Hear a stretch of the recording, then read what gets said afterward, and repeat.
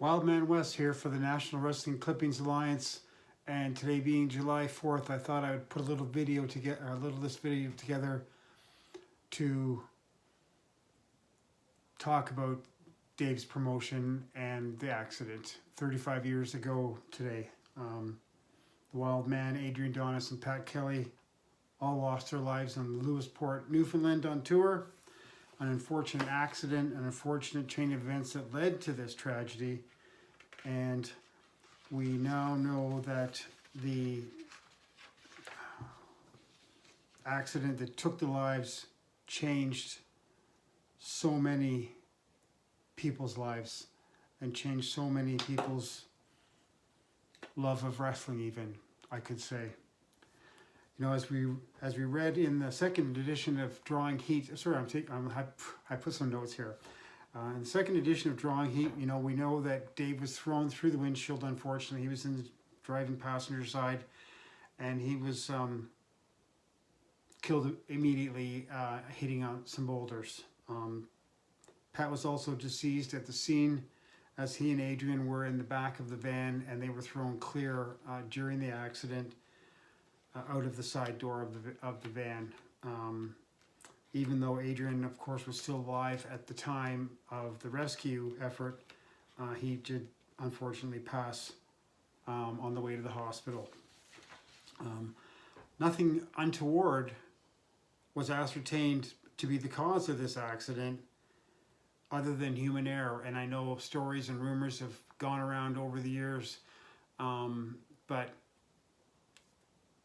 our latest information is that no, there was nothing untoward. This was a human error and an accident. Unfortunately, it is an accident. That being said, the loss for the families and the close friends of these three chaps was immense, and a very sad day indeed for all the fans here at the Wildman page, and of Dave and Dave's family and friends, the Dugays, who were close friends, many others who were really hit hard by this terrible tragedy. Carrie, of course. You know, Dave would have been 91 this year, and if he was still alive, I'm sure he would have just guffawed at something like this being put out there for him and his popularity. He seemed like a guy who didn't want anything flashed upon him. He didn't want anything to be put upon him other than just a wrestling promoter. He wanted to put on his shows, make some money, and go on to the next town. And over the last few years, well, since I started this page, I looked up November the 7th, 2015, so it's coming up to 8 years. I've been enamored, I've been hooked, I've been devoted, I've been enthused, and a whole pile of other feelings about the preservation of Dave's memory and everything about him and his promotion. I've talked to so many wrestlers' families. It's just been such a treat to talk to so many people about Dave and have their stories told and put on the Facebook page for the memories to be left there forever. From the hundreds of wrestlers who made the rounds with Dave's troupe of wrestlers from the mid-60s right up to the last tour, it's a massive amount of guys who wrestled for Dave, and we want to keep that memory alive of those guys who passed and the few guys who are still with us. Keeping the stories going, the memories alive, so that so many fans, that's what I think about anyway, so many fans are able to put their memories towards the Face Wrestling page, and so that I can keep that up. And most of my days, that's what I think about, what's going to be next on the page. I want to thank a few people here. I want to thank all the fans of the Wildman tribute page who come and put pictures and talk about posters and do some research. Rob Elder did some fantastic research. I know some of Pete Jarvis has done some great research in the past. We got Jesse on board, who's just diving into this like a man who loves wrestling bears, and it's a pleasure to have him on board with our podcasts and our other wrestling Facebook tribute pages.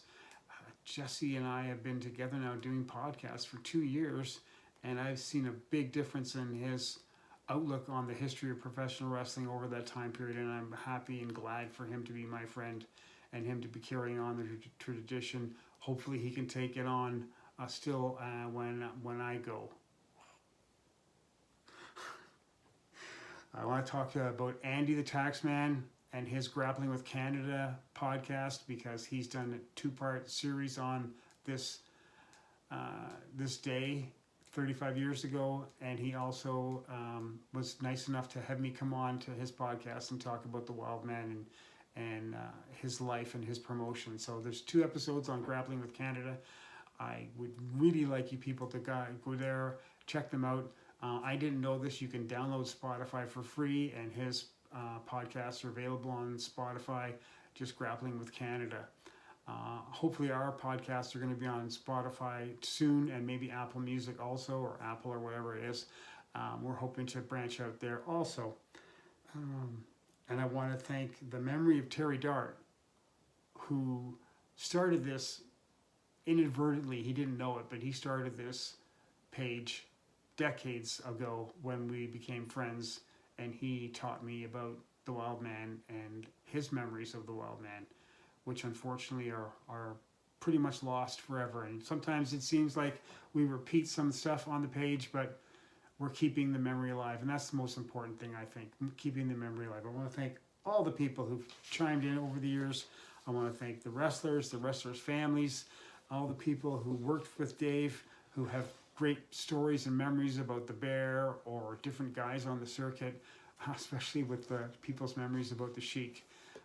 So thank you very much, and I hope this finds you well on July 4th, and you had a good Canada Day weekend, and hopefully we'll see you real soon. Thanks a lot. Bye.